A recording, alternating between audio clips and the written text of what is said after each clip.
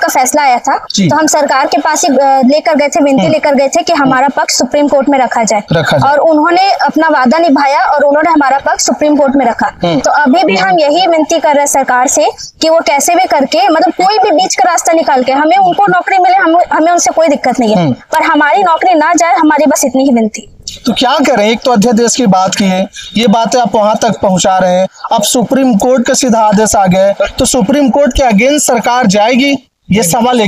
अचानक जो 28 अगस्त को जो फैसला आया है सुप्रीम कोर्ट का और 2 अप्रैल को हाई कोर्ट का, उससे बहुत ज्यादा तकलीफ हुई है और पारिवारिक मुश्किलों का भी सामना करना पड़ रहा है। पारिवारिक काम दिया जाए जी, सरकार चाहे तो कुछ भी कर सकती है। जरा बताए कैसे कर सकते हैं सरकार? सरकार अध्यादेश लाकर हमको या तो नए पद में हमारा सृजन कर सकती हैं या फिर हमें वर्ग 2 में समायोजन कर सकती हैं। इस तरीके से ये बातें आपने सरकार से, शिक्षा मंत्री से, किसी से चर्चा की है? ये बातें ये सहायक शिक्षक है, सुदूर जंगलों पर साल भर नौकरी करने के बाद फाइनली इनके हाथ में आया है कि शायद इनकी नौकरी अब चली जाएगी, अब शायद भी बीच से निकल जाएगा, नौकरी चली जाएगी, लेकिन फिर भी अभी भी सुशासन की सरकार पर उम्मीदें, विश्वास नहीं खो रखी है। अभी भी उम्मीद है, इनको लगता है कि कोई बीच का रास्ता हमारे संवेदनशील मुख्यमंत्री निकालेंगे। समस्या क्या थी और आपने कोर्ट तक उनके दरवाजा खटखटाए हैं, सरकार ने क्या सपोर्ट किया और क्या नहीं किया, थोड़ा स्पष्ट बताएं। सरकार ने अभी तक सपोर्ट ही किया है सर हमारा, और वो जो है सुप्रीम कोर्ट में जो हम गए हुए थे, शासन भी एक पार्टी बनी हुई, तो नौकरी करते 1 साल हो गए, हमारी सामाजिक जिम्मेदारी हैं और पारिवारिक जिम्मेदारियां हैं जो हमें निर्वहन करना है, और अचानक से अगर हमारे साथ ये हो जाता है कि हमें बाहर कर दिया जाता है तो काफी मतलब हमारे लिए एक मानसिक तनाव का विषय रहेगा, और हमारे लिए ही नहीं पूरे परिवार के लिए रहेगा।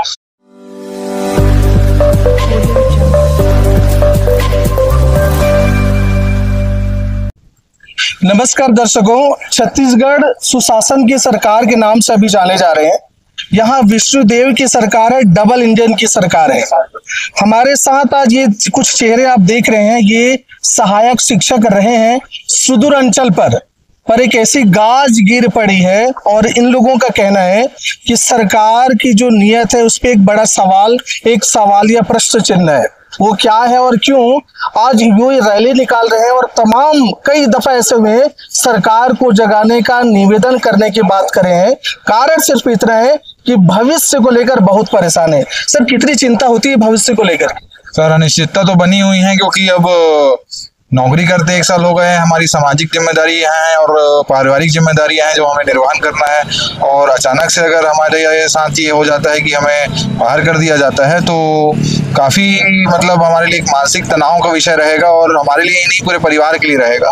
तो विषय तो बहुत बड़ा है। सर, हमने सुना है कि आप एक अच्छे स्कूल पे जॉब करते थे, अच्छी खासी सैलरी थी, आपको उम्मीद लगा कि सरकार की तरफ से मूव करें, उधर जाएं तो भविष्य सिक्योर हो जाएगा।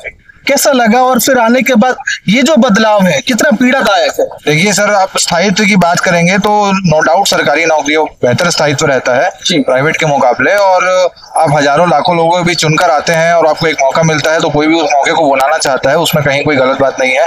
और हमने भी सरकारी विज्ञापन को देखकर तैयारी की और उसके बाद मेरिट रैंक पे आए और उसके बाद सिलेक्शन हुआ। सिलेक्शन के बाद अपॉइंटमेंट के समय जब अचानक हमको 21 तारीख को बाहर करने का निर्णय आया तो फिर हमें पता चला ऐसा भी कोई देवेश शर्मा नाम का केस है ये।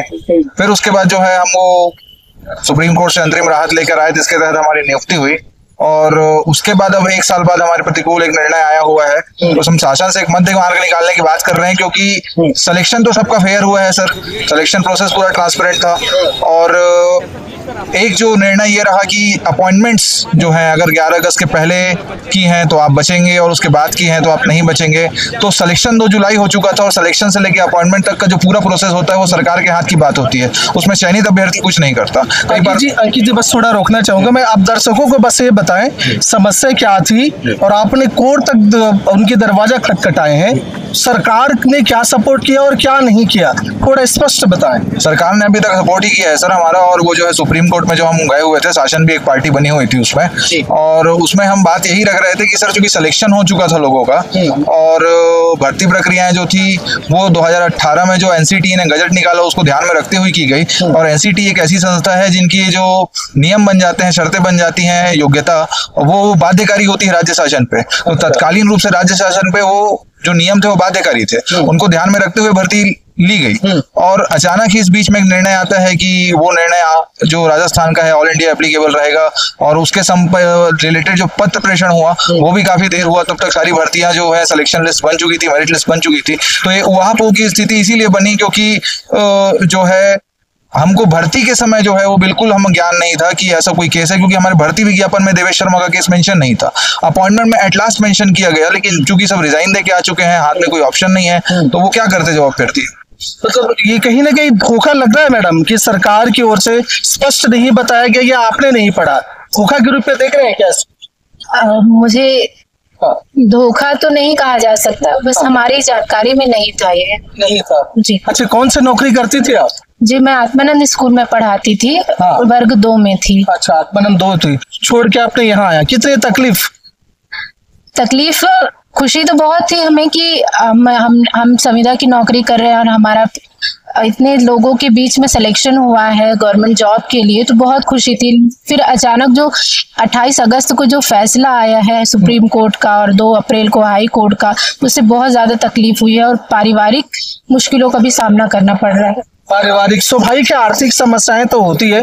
ये मुझे बताएं, उन्होंने एक युक्तिकरण नियम निकाला है सरकार ने, छत्तीसगढ़ सरकार ने, क्या ऐसा हो सकता है कि अध्यादेश की आप जो बात कर रहे हैं उसके जरिए आपको आपके भविष्य को कहीं सुरक्षित किसी जगह पे रखा जाए, कुछ और काम दिया जाए? जी, सरकार चाहे तो कुछ भी कर सकती है। अध्यादेश जरा बताएं कैसे कर सकते हैं सरकार? सरकार अध्यादेश लाकर हमको या तो नए पद में हमारा सृजन कर सकती हैं या फिर हमें वर्ग 2 में समायोजन कर सकती हैं। इस तरीके से ये बातें आपने सरकार से, शिक्षा मंत्री से, किसी से चर्चा की है? ये बातें गाँव के रूप में ये बातें गई हुई हैं और चर्चा तो व्यापक रूप से वो आपस में कैबिनेट में करेंगे, अपनी लीगल एडवाइजरी भी लेंगे। जो उनका डिपार्टमेंट है पूरा एक लीगल डिपार्टमेंट बना हुआ है, और अभी तक हमको आश्वासन ये मिला है कि हम कुछ आपके लिए पॉजिटिव कंस्ट्रक्टिव ही सोचेंगे और सरकार इस पे संवेदनशीलता से विचार करेगी। क्या लगता है मैडम आपको, अभी तक सरकार कितना संवेदनशील रहे? अब तो सीधा सुप्रीम कोर्ट का आदेश जारी हो गया, शायद अब तो नौकरी गई क्या आप लोगों की? जी सर, जैसे अभी सर हम जब हाई कोर्ट का फैसला आया था तो हम सरकार के पास ही लेकर गए थे, विनती लेकर गए थे कि हमारा पक्ष सुप्रीम कोर्ट में रखा जाए। और उन्होंने अपना वादा निभाया और उन्होंने हमारा पक्ष सुप्रीम कोर्ट में रखा। तो अभी भी हम यही विनती कर रहे हैं सरकार से कि वो कैसे भी करके, मतलब कोई भी बीच का रास्ता निकाल के हमें उनको नौकरी मिले, हमें उनसे कोई दिक्कत नहीं है, पर हमारी नौकरी ना जाए, हमारी बस इतनी ही विनती। तो क्या करें? एक तो अध्यादेश की बात की है, ये बातें आप वहां तक पहुंचा रहे हैं, अब सुप्रीम कोर्ट का सीधा आदेश आ गया, तो सुप्रीम कोर्ट के अगेंस्ट सरकार जाएगी, ये सवाल है। उसमें बात हम ये रख रहे हैं कि सुप्रीम कोर्ट का आदेश जो आया है उस पे सरकार जो है लीगल व्यू भी ले सकती है, रिव्यू है, क्यूरेटिव है, बहुत सारे ऑप्शंस वो भी बचे हुए हैं। सरकार अगर उसमें न्यायपालिका का सम्मान करना चाहती है तो भी उसको काफी सुझाव दिए जा चुके हैं कि आप ये रास्ते निकाल सकते हैं और ये संभव रास्ते हैं, पहले भी निकाले गए थे, अभी भी निकाले जा सकते हैं। तो शासन जो है वो हर पक्ष पे विचार कर सकती है और हमें सेवा सुरक्षा प्रदान कर सकती है। उम्मीद कितनी है, कब तक आप इंतजार करेंगे, क्या कुछ रहेगा? जी, उम्मीद पूरी है, तभी अभी तक हम लोग यहाँ पर टिके हुए हैं। तो किस तरीके से उम्मीद है? कोई आश्वासन, कोई बात, कोई चर्चा, कुछ तो ऐसा हुआ होगा? आश्वासन दिया जाता है सरकार से और मुझे पूरी उम्मीद है कि जब आएगा मौका, आएगा वक्त आएगा तो वो हमारा भी साथ निभाएगी। जैसे हम 1 साल से अपना सेवा प्रदान कर रहे हैं छत्तीसगढ़ को, जहाँ हम जॉब कर रहे हैं, हम पूरी निष्ठा और पूरी ईमानदारी से जॉब कर रहे हैं, तो हमको पूरी उम्मीद है कि सरकार भी हमें बदले में हमारा नौकरी सुरक्षित रखेगी। आज आपने एक रैली निकाला है, भावपूर्ण श्रद्धांजलि, वो क्या था? जी, वो हमारी एक साथी थी, हेमा सिंह, वो दंतेवाड़ा गई थी वहाँ के कलेक्ट्रेट को यही सरकार ज्ञापन देने के लिए, और जब वापस आ रही थी तो उनका बोलेरो से एक्सीडेंट हुआ, उनका डेथ हो गया। तो बस मैंने अपनी भविष्य की लड़ाई लड़ते लड़ते वो इस दुनिया से चल पड़ी। दर्शकों, ये सहायक शिक्षक है, सुदूर जंगलों पर साल भर नौकरी करने के बाद फाइनली इनके हाथ में आया है कि शायद इनकी नौकरी अब चली जाएगी, अब शायद भी बीच से निकल जाएगा, नौकरी चली जाएगी, लेकिन फिर भी अभी भी सुशासन की सरकार पर उम्मीदें विश्वास नहीं खो रखी है। अभी भी उम्मीद है, इनको लगता है कि कोई बीच का रास्ता हमारे संवेदनशील मुख्यमंत्री निकालेंगे। वैसे तो असंभव कुछ भी नहीं, सरकार की दृढ़ इच्छा शक्ति होनी चाहिए। इच्छा शक्ति हो तो कहीं किसी तरीके से इन युवाओं को रोजगार दिया जा सकता है। कभी खुशी कभी गम। बीएड वालों को तो खुशी हो रही होगी क्योंकि इनकी जगह उनको आना है, पर साल भर की नौकरी, कईयों के रिश्ते टूट गए, कोई एक घर में काम करने वाला है और तमाम ऐसे लोग जो सरकारी नौकरी छोड़ के आए हुए हैं, अब उनका क्या? उम्र भी एक अपनी सीमा रखता है। दहलीज पार करने के बाद इन लोगों की भविष्य और कहाँ जाएगा, कौन नौकरी देगा, एक बड़ा सवाल है। लेकिन फिर भी इन्हें अभी भी उम्मीद है कि सरकार इनके पक्ष में कुछ न कुछ जरूर करेगा। देखते रहिए महानदी न्यूज। जय हिंद, जय छत्तीसगढ़।